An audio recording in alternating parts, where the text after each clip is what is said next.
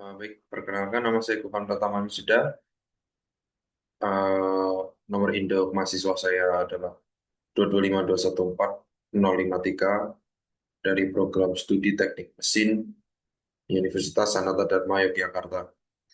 Di sini saya akan mempresentasikan hasil dari rangkuman saya terkait mata kuliah Ekonomi Teknik bab 2 seputar analisis dan estimasi biaya dalam rekayasa ekonomi.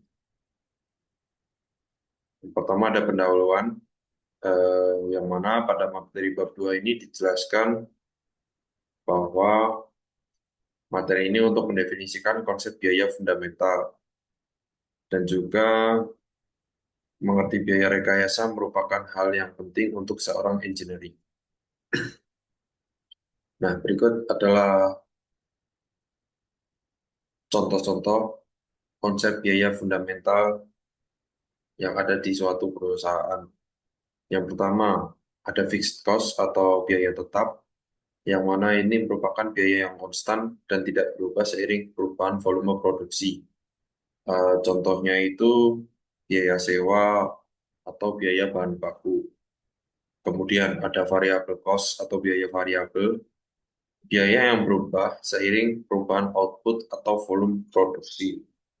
Yang mana itu contohnya ada bahan bakar dan sebagainya. Kemudian marginal cost, ini merupakan biaya yang dikeluarkan untuk memproduksi satu unit tambahan. Kemudian ada biaya rata-rata atau average cost, total biaya dibagi dengan jumlah unit yang diproduksi. Kemudian ada sunk cost. Ini merupakan biaya yang bisa dibilang biaya hangus, sehingga bisa dibilang biaya telah terjadi di masa lalu dan tidak dapat diubah. Umumnya ini diabaikan dalam analisis ekonomi saat ini karena tidak relevan dengan keputusan masa depan. Berikutnya ada opportunity cost atau biaya peluang, yang mana manfaatnya dilepaskan karena menggunakan sumber daya dalam satu aktivitas daripada aktivitas lain. Ini adalah nilai penggunaan alternatif terbaik yang dilewatkan. Kemudian ada recurring cost, biaya yang terjadi secara teratur pada interval tertentu, misalnya setiap tahun atau 5 tahun.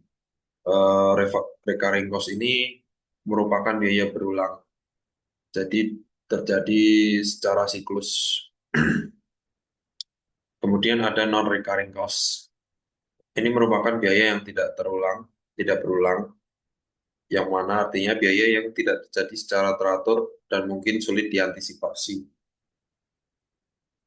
Contohnya itu biaya modifikasi fasilitas atau biaya penutupan operasi.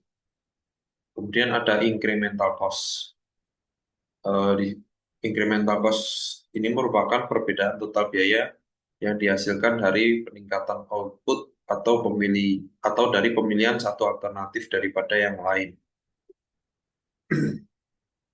Kemudian ada cash cost atau biaya tunai. Ini merupakan transaksi tunai dolar dari satu pihak ke pihak yang lain. Ini merupakan dasar analisis ekonomi teknik. Kemudian ada book cost. Book cost atau bisa dibilang biaya pembukuan. Ini merupakan efek biaya dari keputusan masa lalu yang dicatat dalam buku akuntansi perusahaan. Jadi tidak memerlukan transaksi tunai dan biasanya tidak termasuk dalam analisis ekonomi teknik, kecuali dampaknya pada pembayaran pajak. Kemudian ada biaya siklus hidup atau life cycle cost. Ini mencakup semua biaya mulai dari identifikasi kebutuhan, desain, produksi, konstruksi, penggunaan operasional, pemeliharaan, hingga penurunan dan pensiun aset. Kemudian ada estimasi biaya. Eh, Pada bab 2 ini selain ada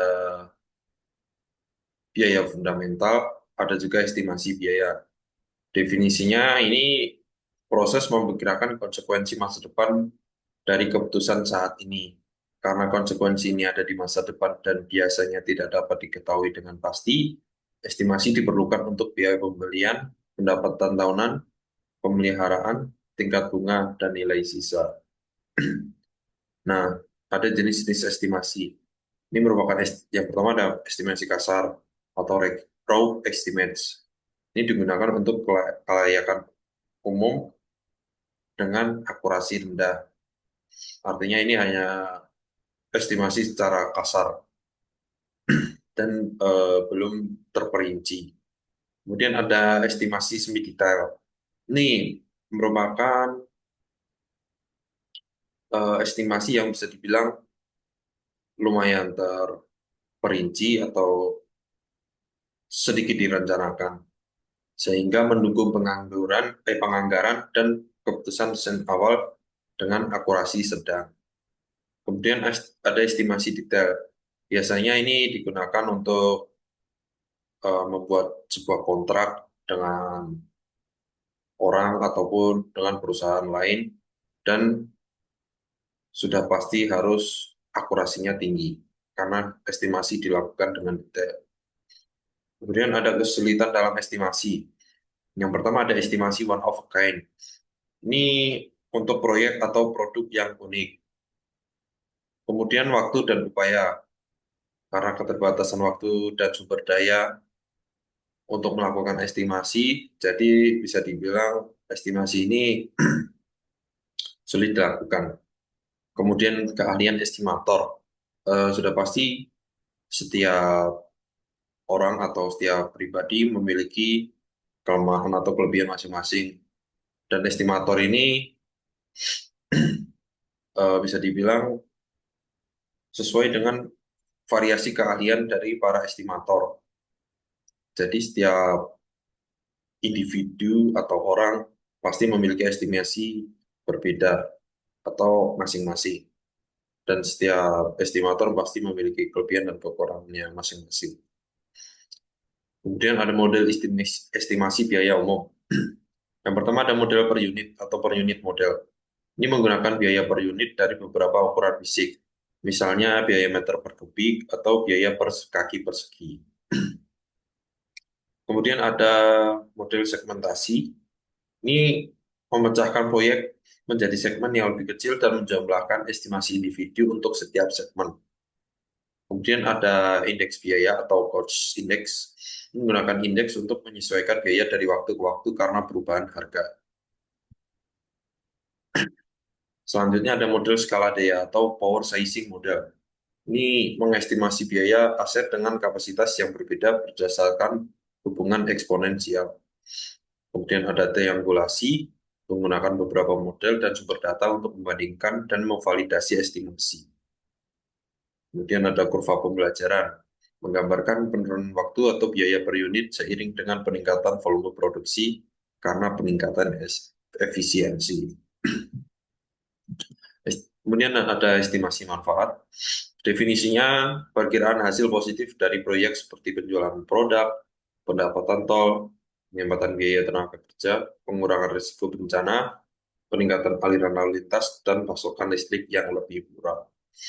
Aplikasi model estimasi biaya.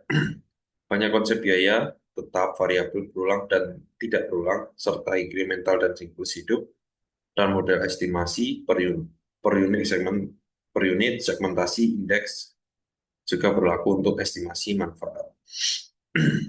Estimasi manfaat sama pentingnya dengan estimasi biaya dan tidak boleh diabaikan. Kemudian ada diagram aliran kas atau cash flow diagram atau bisa disingkat CFD. Ini definisinya ilustrasi visual yang meringkas ukuran tanda positif atau negatif dan waktu aliran kas individu selama periode waktu. CFD adalah dasar untuk analisis ekonomi teknik. Kategori aliran kas. Contohnya yang pertama ada biaya awal atau initial cost, biaya untuk mendapatkan atau membangun aset. Kemudian ada biaya operasi dan pemeliharaan, biaya rutin untuk menjaga aset tetap beroperasi. Kemudian ada pendapatan atau revenue, aliran kas masuk dari penjualan atau manfaat lainnya. Kemudian ada nilai sisa, nilai jual kembali aset di akhir masa manfaatnya. Perbaikan besar, biaya tidak berulang untuk pemeliharaan besar. Kemudian ada cara menggambar CFD. Pertama, aliran kas masuk atau penerimaan digambar sebagai panah ke atas. Kemudian aliran kas keluar atau pengeluaran digambar sebagai panah ke bawah. Setiap panah ditempatkan pada titik waktu yang sesuai.